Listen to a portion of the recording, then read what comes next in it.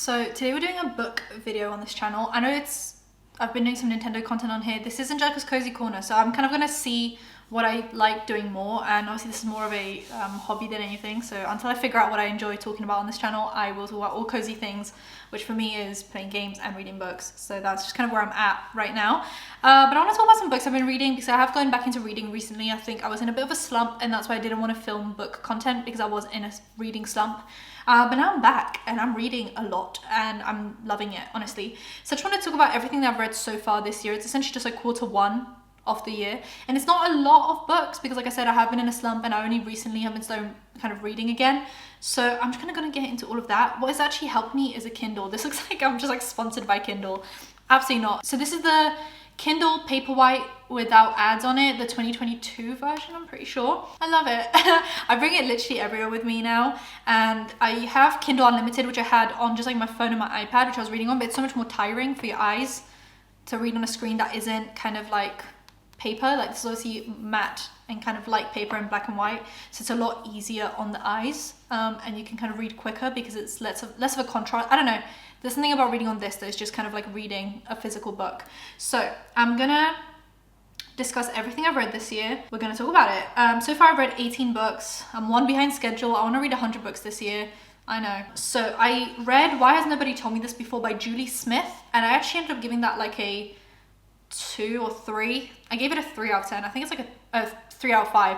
I think it's like a 2 out of 5, honestly. I think this is good for someone that has zero kind of psychology knowledge at all, but I feel like doing psychology A-level for 2 years for my exams kind of put me in a position where I kind of know the basics to moderate stuff, and I need kind of more advanced stuff. That's why I find it interesting right now, building on the knowledge that I already have, and this basically was just like the purest of basic psychology content for just like the everyday person that doesn't know about psychology, which I think is super important, but it just wasn't the book for me, and it wasn't the book that I wanted to read necessarily. And I found out about this book because I watched an interview with Julie Smith, and she gave a lot of advanced knowledge in that, and I loved the way she spoke, so I bought the book, but it just wasn't what I wanted. It wasn't what I needed, and that's why I gave it a 2 out of 5. I know it's a bit, unfair, but it's fair to me. Then I read The Walking Dead volume 1 through, I'm just going to say them all in one go, 1 through 10. And I read them all on Kindle Unlimited because 1 through 10 is free on Kindle Unlimited, and after that, the other 27 are not free. So I'm buying them physically on eBay right now because I'm so addicted to the series. I actually started watching The Walking Dead. I got through 2 seasons, and then I realized that I never read the comic book. And I felt like, just like I like to read a book and then watch a movie about it, like the adaptation, the same went with The Walking Dead. I think the comic is so good. The comic book is so good. I know that it kind of shows its time. There is a lot in there that's triggering and controversial, and I don't know, it is a product of its time, but I think it's a great discussion on kind of, if we had a zombie apocalypse, what would happen. I don't think anyone else has done it better. Maybe The Last of Us now kind of is hitting on that same topic, but they're not really doing zombies. They're doing this weird, like, it's kind of something else, whereas The Walking Dead is purely like the most traditional form of a zombie apocalypse, and it's done really well. And you'd probably wonder, like, how can you go 37 volumes about a zombie apocalypse? But you really can, because I think instead of focusing on the zombies, they're focusing on how these zombies influence people to become either really, really good or really, really bad, and it brings out either the worst or the best in people, and it makes you a person that is unrecognizable sometimes, and that is scary to read about. How you're literally in the middle of a zombie apocalypse, yet the scariest thing are not the zombies, it's the people that you come across. And that is why I love the series. I'm literally on the edge of my seat every time I'm reading a volume, and then it always ends on a cliffhanger, and I'm always like, oh god, I gotta read more. And they are not scared to sacrifice characters. Main characters, there are none. You just gotta accept that everyone's dying. It's crazy. So I've been consistently giving those a 4 or 5 out of 5. They're just so good. They just itch that scratch for me. No, they scratch that itch for me. They're just really good.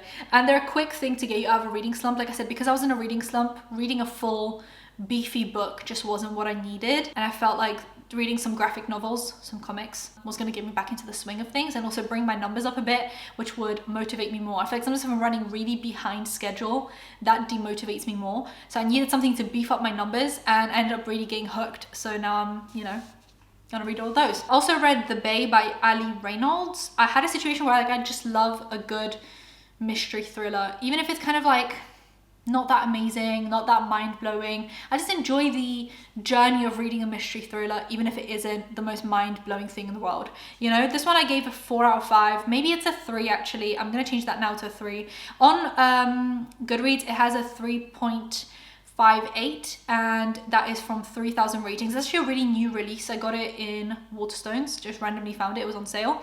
I don't know, I think it was a really good, just a nice, moody, aesthetic book to read. It was set in Sydney, Australia, in kind of like a outskirts, like secret beach situation that they found to surf in. My battery died, so let's continue where it ended off. It's about a group of kind of thrill seekers, and this girl came to Sydney, Australia to get her friend to come back to the UK because she thinks that she's in like a toxic relationship with an abuser. And then she ends up joining this group of thrill seekers that her friend has joined to infiltrate and then get her friend back. And then a lot of people start going missing, and it's interesting. I really liked it. I know it's not the most like I said, mind-blowing, intelligent piece of mystery and thriller, but that's not always what reading is about. Reading is about enjoyment, and I enjoyed myself. Then I have The Body Keeps the Score, Mind, Brain and Body in the Transformation of Trauma by Wessel van der Kolk. I hope that's how it's pronounced. I gave it a 4 out of 5. It's a bit long and it does drag a little bit, but overall I think it's an amazing book. It has a 4.45 on Goodreads from 125,000 reviews, so obviously you can kind of, you know, it speaks for itself. It's just about how trauma affects you as a person, and how sometimes certain mental disorders might not be you having that mental disorder. It is just your trauma gives off the same symptoms. It makes you behave in a way that makes you think you have X situation, and how then you get medicated for that, whereas you didn't necessarily have that. You should be addressing the trauma, and how a lot of the medical field doesn't really look at trauma as a thing that could be treated and looked into, whereas they look at kind of what is trauma caused and how can we treat that, whereas it's not treating the like root cause of the problem, which is trauma. It's treating the mental disorders that come out of having trauma. I don't know if that made any sense. Let's try again. Mind map, trauma in the middle. Trauma might cause you to have depression.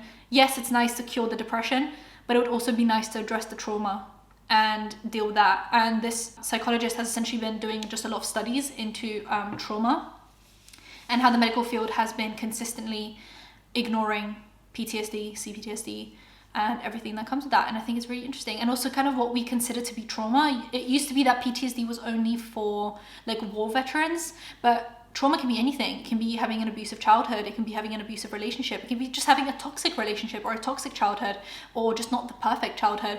And trauma doesn't have to be this like taboo thing like, oh, I have PTSD. Like it can just be a thing like saying I have anxiety and I have depression and I have PTSD from something, you know, like getting into a car accident or something. Like no one's gonna, you know, there should be less of a stigma around that, and that's just what the whole book is about. And I think if you think this somehow relates to you in a way, or if you think it doesn't, I still think it's a great read, because you might get a lot from just sitting down and being like, that experience in my life was actually quite traumatic, and maybe that is what I need to address instead of addressing kind of something else. Obviously address other stuff as well, but address the trauma first if that's the root cause of an issue.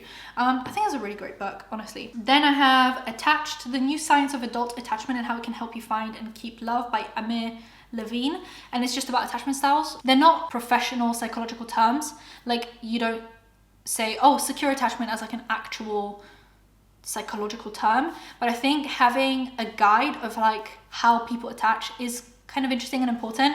And I know it has been debunked here and there, yada yada. I still believe that I've seen in my personal life people that fit into these different attachment styles, so I think it works for me. And I think it's super interesting to figure out how you attach to other people, how the people around you attach to you, and how you guys can compromise to find a healthy in-between. You know, maybe being in a long-term relationship, I think it's super important if, let's say, one person's avoidant and one person is anxious, to instead of butt heads all the time, try and figure out how you can both get to a more secure point in your life.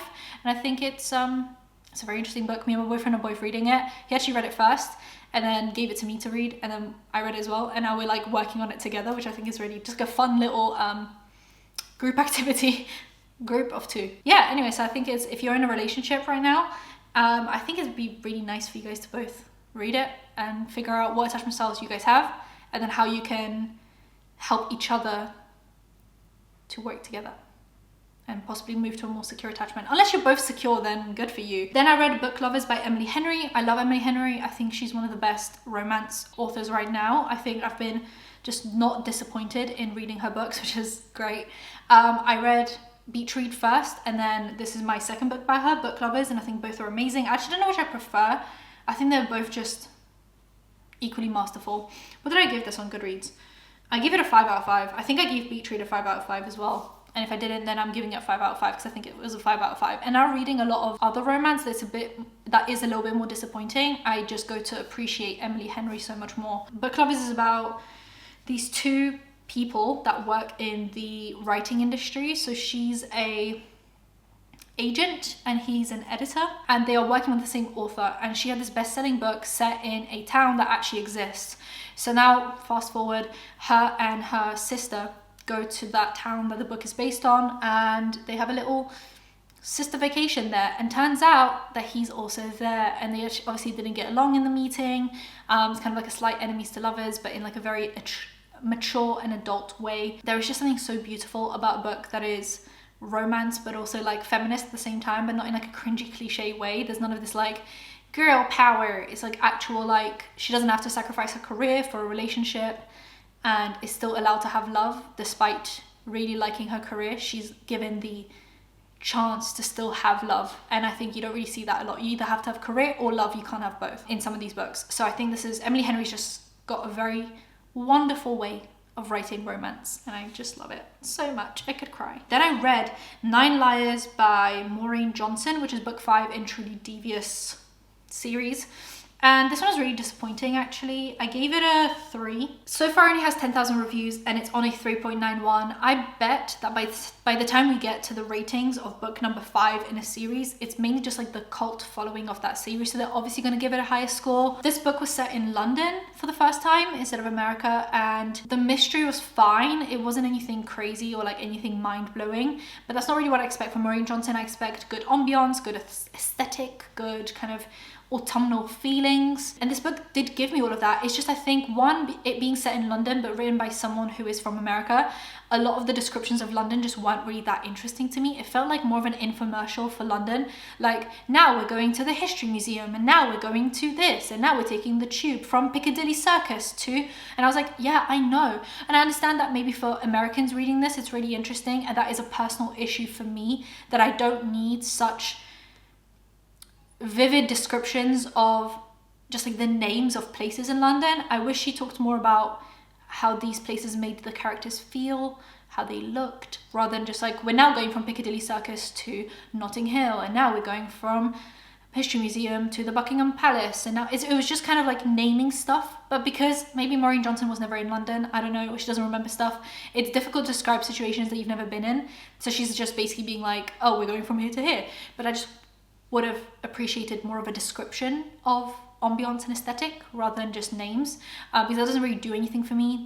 These names of places are like commonplace for me because I've been living in London basically all my life, so it just wasn't really that interesting for me. I actually prefer reading books set in America because I'm not from America, so it gives me the feeling that it gave Americans about London is what I get about America. I'm like, oh wow, this place that I've never been to sounds really interesting, you know?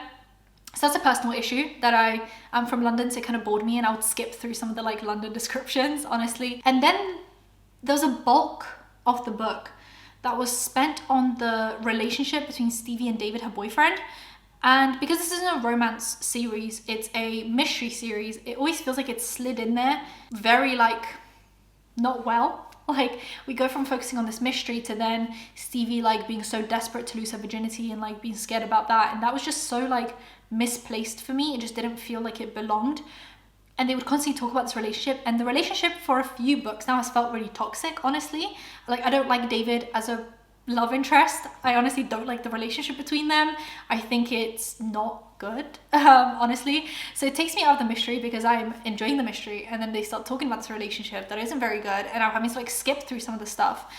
And I was honestly catching myself skipping through the dialogue between them, and then the cliffhanger at the end of this book is to do with their relationship rather than a mystery. It just felt like this book was more romance than it was mystery. It was like 50% romance, 20% London locations, and then 30% the mystery. And I just wanted it to be 50% mystery, at least. So I gave it a 3 out of 5 because I love the series and I love Maureen Johnson's writing. I think she writes in a very simple, easy way to read. This one just didn't hit for me the same. I will read the next one because there was a cliffhanger, I guess, and that always catches me, even if I don't care about the relationship. But I think the series needs to start wrapping up because it's better to end on a high note than a low note. And right now we're on a bit of a low note. Then I read Icebreaker, which is the first book in the Maple Hills series, and there is no other books yet. The next book's coming out in October, 3rd of October 2023, and it's going to be called Wildfire. I gave this book a 3. I actually thoroughly enjoyed myself while reading it, but I had to give it a 3 because one, I found... where do I start? So I really liked the setting. I love a good sports romance, like a romance between sports people. He plays hockey, she doesn't play, she's a figure skater. So I like that both of them have like a sport that they really like. I found the main character, her name's Anastasia. I think it's Anastasia, not Anastasia, but it's probably Anastasia. I found Anastasia a little bit infuriating sometimes. I actually found her to be unreasonable a lot of the time. She would use things that she has learned in therapy to tell off her love interest, but I actually sided with him a lot of the time, which means that either I'm unhealthy like him or she was using the therapy wrong, which I don't know if you can use therapy wrong, but there was a lot of moments where I found her behavior really infuriating and unfair, but then she would back it up with like, I learned this in therapy and that means it's correct. And I was like, is it? It doesn't feel like it's correct. I actually think that he's in the right here. So I found her infuriating a lot of the time. I found her friend, the female friend, really fun. She was a great character, but I found her male friend infuriating, as I should. That was the whole point of that male friend. But I found the way that she has dealt with her male friend for a lot of the book infuriating once again. She was so naive, so annoying in these situations, and that's where I would side with her love interest, and I just felt really bad for him. So I couldn't really root for them in that situation. I'm getting a little bit, dare I say, I'm gonna go on the whim and say it, I'm starting to find books written from a dual POV, from the female love interest and the male love interest, really annoying. I want to read from one POV the whole time. I know that people like to see the point of view of the guy and what he thinks about the girl, but I a lot of the times find those chapters really unrealistic, because I think men are allowed to be romantic and men are allowed to be hopeless romantics and be madly in love with their girlfriends, but I think it's very difficult for a female author to write a male point of view in a really realistic way. And when I read the male point of view, it sounds like a female point of view that I'm supposed to believe is a guy. And it takes me out of the book. I just want female authors to write the female point of view, and then I'm more kind of interested in the book in that sense, because I don't get taken out of like, a guy would never say that, a guy would never think that, like that's weird. Which I do believe that maybe there are guys out there that would think that, but I feel like guys and girls can think the same thing in romantic situations. And I'm not trying to sound like men are like heartless and unromantic, but I think they think things slightly differently, and that's fine. It's not like messy or toxic. I'm just saying, whenever I read a male point of view written by a female author, my brain goes, this is a female point of view, but it's supposed to be a male point of view. And because there's not much of a distinction, and I felt like there wasn't enough of a distinction between the way the female point of view was written and the male point of view was written. There we go. Put out there. So I was actually kind of struggling to get through the male point of view in this book, kind of towards the last quarter of the book. I was starting to get really tired. It was just the same stuff over and over again. I feel like this book had too many pages. It could have been probably 20% shorter and I would have really enjoyed myself. It's just towards the end, things were really dragging. It was just the same chapter over and over again. I really like her, she's with this, and it was just the same stuff over and over again. I just wish it was a little bit shorter and just not dual point of view. I think it should have just been one point of view, and I know that probably this whole series is going to be dual point of view because these are very popular right now on TikTok. I feel like dual POV has been popularized in the romance genre, and I think it should be unpopularized. I want to read one point of view. So I gave it a 3 out of 5, but I actually enjoyed myself. I would recommend it, but there's just some issues that I find with it. Then I read Blink by K.L. Slater, which I gave a 4 out of 5. I always give her 4 out of 5-ish, 3, 4. She's one of my favorite mystery thriller writers because she writes kind of like domestic mystery thrillers, usually with like parents or like families, mums, that kind of thing. And it feels very cozy in like a mystery way. I'm not saying they're the most mind-blowing. You probably will kind of figure out the ending before it happens, but I they're very easy to read, and that's what I sometimes need when I'm in a reading slump, and K.L. Slater just gets me out of a reading slump. So I read Blink. I've read a few of her other books before. I'm currently reading Physically, The Fine Print from the Dreamland Billionaire series by Lauren Asher. There's 3 books in that series currently, and I'm really enjoying it. It's supposed to be essentially a book about like the owners of Disney, like the sons of the owners of Disney, and there's 3 sons, so there's 3 books. They're dual POV, but I think they're done a little bit better. I'm more believing of the male POV being actually a man and the woman POV being actually a woman. That's what I mean. I just think they're written in a different tone. In my brain, it makes sense that this is a man saying it and this is a woman saying it in the most stereotypical way. This is really nice. I'm really enjoying it. I haven't been reading it much recently because I've got my Kindle and I'm reading my Kindle books. On my Kindle, I'm reading Daisy Jones and the Six, which is such a good book. People have been hyping it up for like years at this point, and I just refuse to read it, even though I love Taylor Jenkins Reid. I loved her other books. I don't know why I didn't get to this book, but I know the TV show's out, so I just kind of don't want to watch the TV show before I read the book. So I started reading the book. Tell me why it's so good. I read like 18% just laying in bed yesterday at night. Just couldn't sleep because I was reading this book. It's so good. Don't spoil it for me. And then I can watch the TV show. And I'm also reading Liar by K.L. Slater, just as like a little mystery on the side. So that's all the books that I've read this quarter and I'm reading currently. Let me know what you guys are reading, what you're enjoying, what might get me out of a reading slump if I find myself in one again. Subscribe to the bell, like, comment for engagement, and I'll see you in my next one. Bye guys.